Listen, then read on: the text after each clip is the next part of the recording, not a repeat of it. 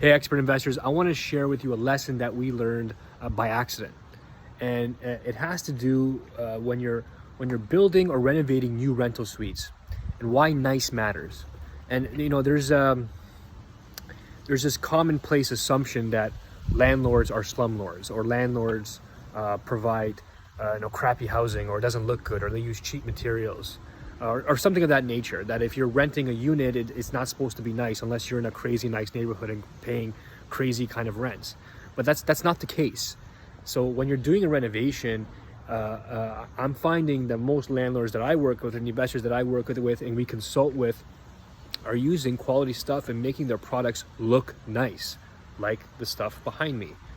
Sorry, the big garbage cans in the way, but like this and like this. And these are, if you think about, and if you know anything about development, all these jogs that you see in the facade, those cost extra money. Every little right-hand corner and left-hand corner you have to do, and all that brick cost extra money. We didn't need to build it that way, but we spent a few extra $1,000s to give the front of this property character, and it made all the difference in the world.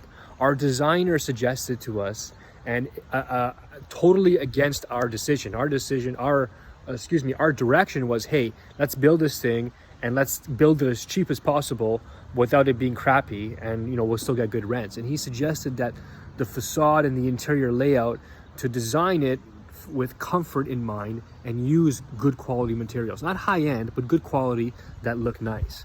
And it cost us, an extra, I'd say 6, 7, 8% on the total cost of this property. And this thing cost $800,000 to build. So it's a lot of money when you factor that in. And, 5% of, 800,000 is $40,000. So if you think about that, that's what building it nice means, if you were to give it an actual price. But it paid off because we rented this place in one weekend. No arguments on price, no nothing. People walked in, we had about 8 appointments, and 6 of 8 filled out applications. 3 of the 6 applications were chasing us down for a decision, and we went with the best person possible, and they even actually offered us $100 more than we were asking in rent.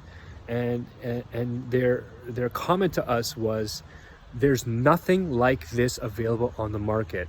I'd rather pay for something I'm proud to live in than something I have to settle for.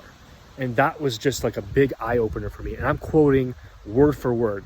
I'd rather pay extra for something I'm proud to live in than settle for something I'm not. And like that blew my mind. And I had to send a text to our designer and say, Glenn, you were right. So I owe him that, and I probably owe him a lunch sometime. But it was a good lesson for me. And even though I've been doing this for a long time, and I coach over 200 investors, there's always lessons to be learned. And my job is to make mistakes so I can get smarter, so I can share them with you. So that's the lesson for today. If you're going to design it and build it brand new like this, even if you're doing a renovation, if you're converting a basement into a unit, or you have a rental property you've had for a long time, and a tenant moved out and you're renovating it from scratch, do it nice, because the rental market in the GTA in Hamilton and Niagara is changing, and there are more renters who want to rent long-term than ever before. And these people will pay for a nice place to house their kids, to house their families. Even if they pay a little bit extra, they want a place they're proud of.